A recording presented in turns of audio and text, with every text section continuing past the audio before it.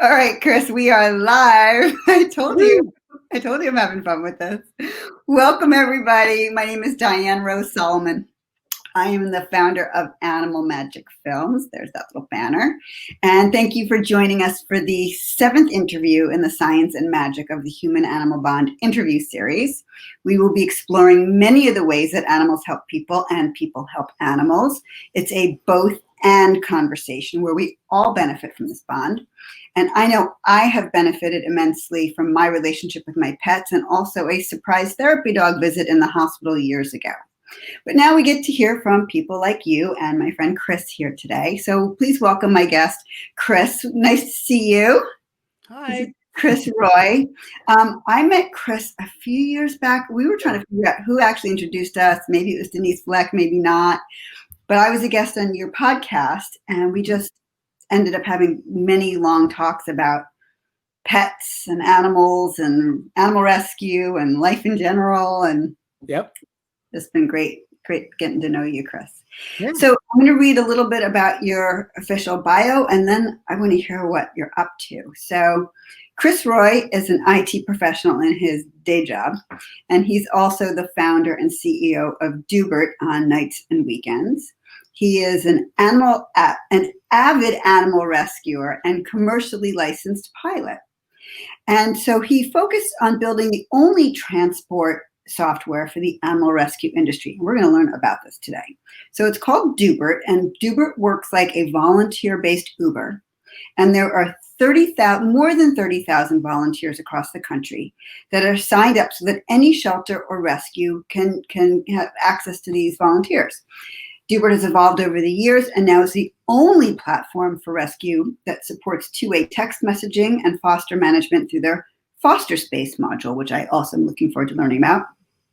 And Chris continues to dream up ideas for how technology can help people to help more animals. He lives outside Milwaukee and is supported by his amazing wife, Daphne, and their dog, Maddox, and 4 cats.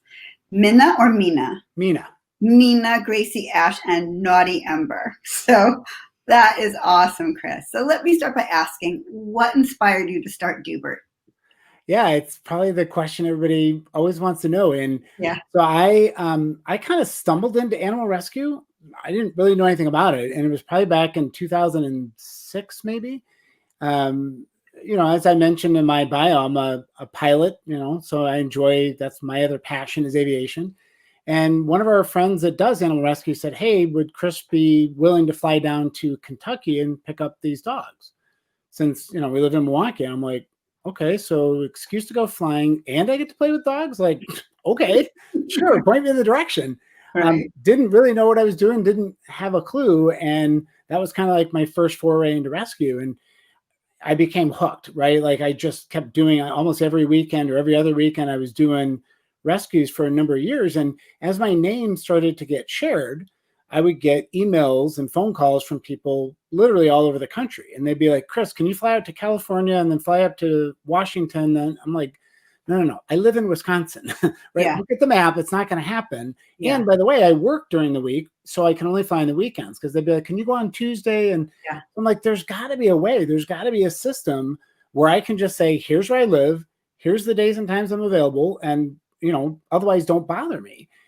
And of course, it didn't exist. So I decided that I was going to create it. And initially, it's funny. I started it out primarily for pilots. And then I learned pretty quickly when people said, well, could you also let drivers sign up? I'm like, tell me more. Who are these drivers? Like, what do they do? And I really didn't know. And there's so many rescue, we call them rescue relay transports to move the animals. It's one person that'll drive or fly a certain distance, meet up with the next person, and then drive.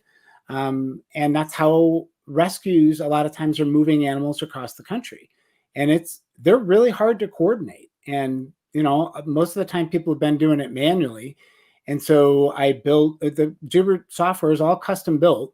So of course we can pretty much do whatever we want. And, it really became apparent to me the problem that it solved when there's this one transport coordinator who does this like all the time. Like she's coordinating these. And she said, I used to be able to coordinate 3 transports in a week. She said, now I can do 15. Wow. And I was like, that's exactly it, right? That's what I want, is to give you the tools so that you can save more animals. Because I know that's it. These people are not going to be like, well, sweet, I could do 3 in 5 minutes and I'll just sit back. No, they're going to increase their throughput. And as a result, we're going to save more animals. And so Doobert launched in May of 2014. As I tell people, I launched with 0 volunteers and 0 organizations. And the first year, I think it was really, really hard because I don't think I signed up 100 people and 10 organizations, right? Because it's hard. But I just kept at it, and I kept talking to people about my vision and what I wanted to do. And, slowly we got 100 volunteers and nobody cared. And then we got 1,000 and they're like, oh, that's okay. Then we got 10,000. All of a sudden people's heads started to turn. And so now I'm ecstatic, right? I mean, there's 30,000 people that now know what a Doobert is that didn't before. And I'm just excited to see where it's going to go.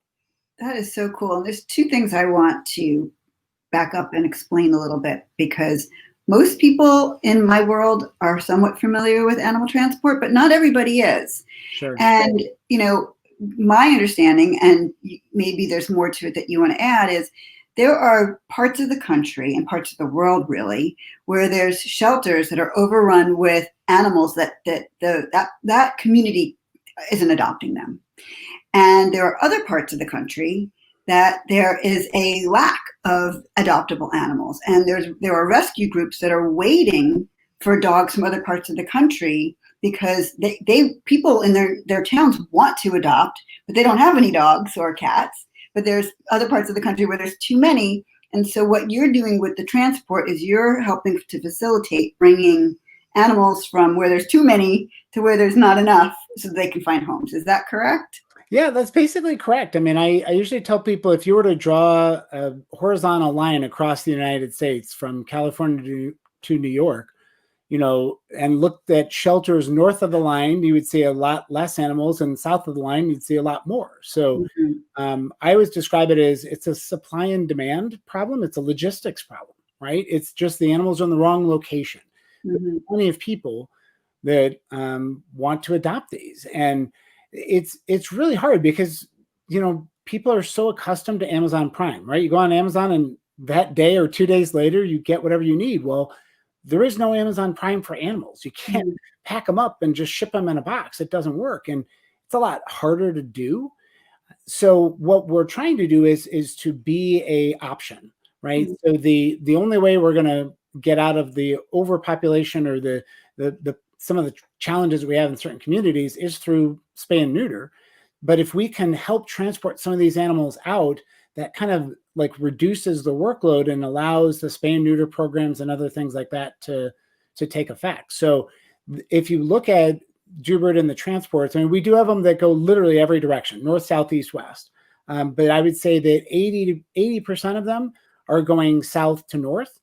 So if you look at Best Friends No Kill 2025 map, you'll see that the top 5 states for the most euthanization, California, Florida, Louisiana, North Carolina, and Texas, I believe are the 5, if I got it right. Yeah. So we do definitely see a lot of transports out of those areas trying to go north up to places like where I'm in, Wisconsin, and up the East Coast. And Oregon and Washington and all New England states. Yeah. Yep.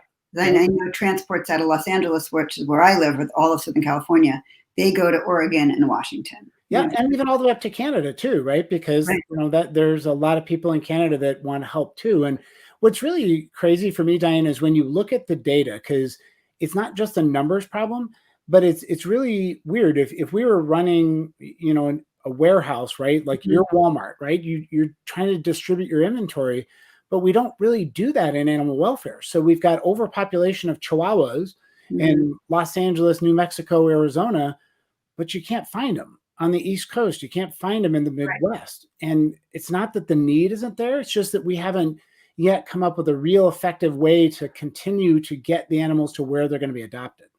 Right. Okay. So that's another piece of the puzzle too. So the other thing I wanted to comment before we move on is just how cool it is that you're a pilot. Like, those of us who do volunteer work locally, or even who are willing to drive, it's like, sure, I'll drive a leg of this, but you're like, yeah, I'll fly a leg of this. I think it's just so cool that people just said, hey, you're a pilot, can you do this? And you're like, sure. So I just think, I think it's very cool, because I'm not a pilot, and most people watching aren't pilots either, you know?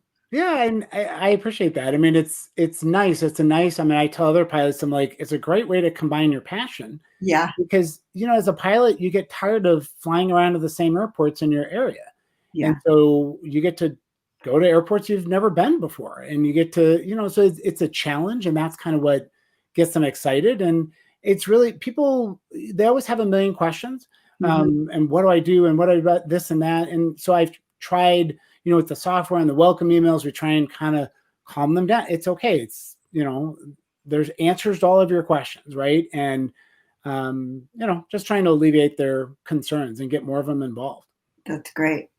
So I know that you've got two other elements to Doobert, and they're new to me. So Okay. I'd like to learn about them. Foster Space and Rescuetube. Which do you want to speak about first? Well, let's talk about foster space first, and then we'll talk about Rescuetube. Okay. So, if you think back, so I always planned to build this, right? And so spring kind of came along, and, before COVID really took over our world, and I was kind of, all right, let's start focusing on foster a little bit. Well, then March, it's like everything in the US just shut down. And one of the things that happened is that shelters had the same challenges as businesses, any business had, in that you couldn't have people coming in all the time. Well, that kind of makes it hard to take care of, say, 100 animals if you don't have a steady stream of volunteers and staff coming in. So a lot of the shelters that previously didn't have very big foster-based programs ended up pivoting and trying to get as many animals out into fosters as they could, which is great. And so then I always like to say to people, I'm like, well, think about communicating. So if you have let's just say you have 100 animals, when they're all in the shelter and you've got staff coming in, you can post something up on the wall and it's easy to communicate. So how do you communicate when you have 100 people in 100 locations, 100 different animals? And the software that existed in the animal welfare didn't solve for this. So spent quite a bit of time and really doubled down to move as quickly as we could to launch Foster Space. So we launched it in May. So really quick turnaround. And one of the things that was really critical is that it had to have texting, and not just, texting out, but texting in. So literally what we do now is every organization in Doobert that uses Foster Space gets their own phone number assigned. It's the only way to do it. It's their phone number. It's not duplicated, right? Because that's the only way we can get the two-way text messaging. And so at the center of Foster Space is all about, how do we make it easy for them to communicate, to keep in touch with their fosters? How do we make it easier for the fosters to keep in touch with the shelters and the rescues, of course, because they both have foster-based programs. So I'm really excited about what we're able to do. There's nothing else out there. I mean, there's other platforms like, some of the shelter software will allow you to, it does one-way texting, right, from them to you. We're the only thing out there that, gives them their own phone number and allows that two-way texting. And so they can do it individually, right, to a foster, or they can do it in mass. And so we've got tagging. So you could, for example, tag all of your neonatal fosters, right? And then you could go send a message or an announcement to those you just put in neonates, put in your message, and the system will automatically determine, and all of them will get that text. And so we're really trying to make it just an amazing communication tool. And then the last part that we just launched here less than a month ago, we call them ambassador pages. They're part of Foster Space. So now we made it so that the fosters can regularly upload pictures and videos of their foster animal onto their own unique, it's almost like an Instagram page. So it's like a social media page for an animal in foster. And so it's really cool because we're turning, instead of the foster just being a location where the animal is, we're turning them into that ambassador, the one that they know that animal the best, and they know their personality, and to see it come to life on video and posts and what they like and don't like and stuff like that, it really just gives that animal much more personality. Yeah, no, it humanizes it, animalizes it, it animates them, if you will. That's probably the best possible word, and it makes them real as opposed to just a picture. That's really cool. Yeah, particularly with cats. I mean, one of the hardest things with cats is to get their personality. I mean, dogs, they open their mouth and they smile, right? My cats, at least, they sleep 18 hours, 19 hours a day, right? So to be able to capture them on video when they're playing or being silly, or you throw down some catnip, you get to experience a real personality. There's the power of video is just so much more than just a static picture. It's great. So we're excited to be able to do that. And what's Rescuetube?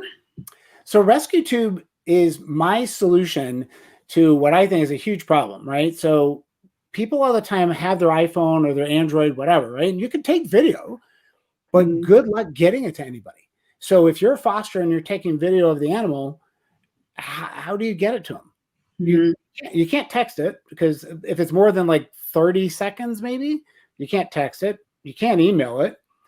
So what do? Well, then you got all these photos and videos and you can't do anything with them. So Rescuetube is awesome, because what we do is the organization can create a bucket and the system will give you a number. Anybody types that number into the Doobert mobile app, and then they can upload videos right back to that organization. Oh, cool. So we use it. So we have groups that use it for foster. So their fosters will just, take videos and then upload them. We've had shelters use it to capture surgeries, which I don't necessarily want to watch, but totally works. You've got a high quality video camera. So they used it for training, right? So here are the procedures and the steps. And they're like, we wanted to video this. Okay, perfect. It gets the videos off of their phone. And we're talking, we'll allow them to upload up to a gig in one video at a time. And we're trying to give them the tools to make it easier for them to get video, because it's so much more powerful. Amazing. Absolutely. I love how you can also just turn these things. I know you've been scrambling and working really hard, but you managed to do it. You're so nimble with it. It's really remarkable. So how does your work help people, and how does your work help animals? Some of it's so obvious, but I have to ask the question. Yeah, I think, the first thing I always like to say about Doobert is, that's our tagline, right? Helping you help animals. And that's what we're there for, right? Is what I find is there's so many people out there that want to get involved in animal rescue, but everybody's got a story and everybody's got different ways that they can or cannot get involved. And not everybody wants to go physically to the shelter. It may not be near them. They might have other limitations. So we're trying to provide them ways that they can realize their passion for animals. So they can be a transporter, they can be a foster, they can be a photographer, they can be a virtual volunteer. We need transport coordinators. There's all sorts of things that they can do. This is really good to know. Yeah, we're trying to help them to get involved in animal rescue the way that they want to. So there's some people that are on Doobert and they drive a transport every single week. Love them. It's amazing what they do. There's others that say, I can't drive transport, or, not my thing, but they're fostering. Yeah. And then there's others that are doing virtual stuff and helping with social media and, posting animals and all those other kinds of things. It's great because everybody's different, and everybody, people want to help, but they have to do what they feel comfortable with. But it's also even knowing that these opportunities are available. It never even occurred to me. Some people don't even want to leave their house right now, but they can be a coordinator. That's really cool. Yeah. So what else do you want people to know about what you've learned through this whole process? It's really been a journey for me. And I think the way that I want people to know is, if you have a passion for animals, right? If you love animals and you want to help, there's a need. And I always describe animal rescue, animal welfare as like a big melting pot where everybody puts their skills in and we're all working together. So I'm an IT guy, right? So I throw my skills in and develop software. But we work with other people that are amazing photographers or videographers, or, people have got really great coordination skills, or there's research skills. Like, no matter what your background is, whether you're a marketer, there's so many things that you can do. And so I want people to know and to realize that there is a role for you and we need you, because there's so many things that animals need, whether they be companion animals or whether they be farm animals or whether they be wildlife. There's lots of different organizations that are always looking for people with just diverse set of skills. That's awesome. Do you have a favorite story? I gotta say, my favorite story was when Doobert was in the puppy bowl a couple of years ago. Wait, So which Doobert? Doobert the dog, actually. There was this dog that was on a rescue. It was a deaf albino English setter. Okay. And the breeder brought it to the shelter because the dog was deaf, and so apparently it was useless to him. And got through the shelter. They got it scheduled to go to a rescue, and the volunteers, nobody had named the dog at the time, so it goes on the transport. Well, the volunteers fell in love with him, and they just named the dog Doobert. Right. And so the dog ended up in Michigan and then got adopted out to somebody on the East Coast. Well, meanwhile, this story of this deaf dog got picked up, and Doobert was in the puppy bowl. So that's this is cool. a few years ago, and I remember sitting there watching the puppy bowl, and every time the little announcer would go, and Doobert, I was like, yay! Yeah. I don't think anybody else knew, but it was kind of exciting to me. So yeah, no, that's so cool. But that's not the original. That's not the namesake for your company. The namesake for your company is. So the namesake for the company is actually Doobert the Cat. The story of Doobert the Cat is out there. He was an old soul. He was run to the litter when I got him. He literally fit in the palm of my hand. I mean, he was tiny, little orange and white tabby. As I like to tell people, Doobert was not the brightest cat, but he was the most loving cat. And so, yeah, I mean, he was like this old soul, and he always loved to just lay on your chest and warm you up, and you'd have the best nap of your life. And so when I was trying to come up with the name for the company and the website, I was researching all sorts of things. And, one day I was like, what about Doobert? And it was like, it's available. And so now I've trademarked the word Doobert, and obviously Doobert has grown into a company. And I'm excited to know that, it's inspired by the love that he brought to our lives. That's wonderful. Do you have anything new coming up? There's always new things coming out with the software. I mean, I think we're continuing to build out our ambassador pages. We're going to be rolling Doobert out, enabling the software to work in Australia, down under. So I'm really excited about that. Right now it works in the US, Canada, and India. So we're rolling out to Australia, and hopefully we're going to work with some other groups. I mean, to me, if I can make the tools available to people globally, that's obviously what we want to do. Wow, I did not know that you were in India, and maybe we can speak more about this another time. But I spent a month in India last December, so I see the need. That's awesome. I'm really excited about that. So, Chris, this has been amazing. Where can people find out more about Doobert and about you, and potentially sign up if they're interested? Yeah, so pretty easy. Just go to Doobertcom. So you can find us out there. You'll see a big sign up button on the homepage. You sign up as a volunteer, or if you're part of a rescue or shelter, you can sign up your organization. It's all automated, so I don't have to do anything. You can choose how you want to get involved. You can read the story of Doobert. So you'll see the story of Doobert out there. You can see some of the regular rescue stories, like our success stories. So people, when they're done with the rescue, post pictures and the stories. And so if you're just looking to be inspired, trust me, go out there, because you will be. It's really cool to see some of the volunteers that are involved and some of the stories. So definitely I would say check it out. Love to have you. That's great. In fact, I was on the website last night to see what had evolved since the last time I was on it. And there's actually opportunities right now for people who are looking. So if you're watching and you're thinking, I'd like to give back even though it's during COVID and I want to do something, check it out. There just might be a transport in your area that you can be helpful with. Exactly. So, wonderful, Chris. This has been great. It's so good to see you, and haven't seen you in a long time. And it's so wonderful. And thank you for being here. And before we go, just have a few quick announcements.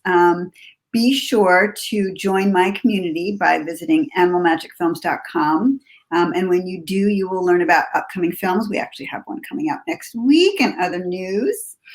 And let's see, if you're not yet a member of the Facebook group, The Science and Magic of the Human-Animal Bond, you can join us there.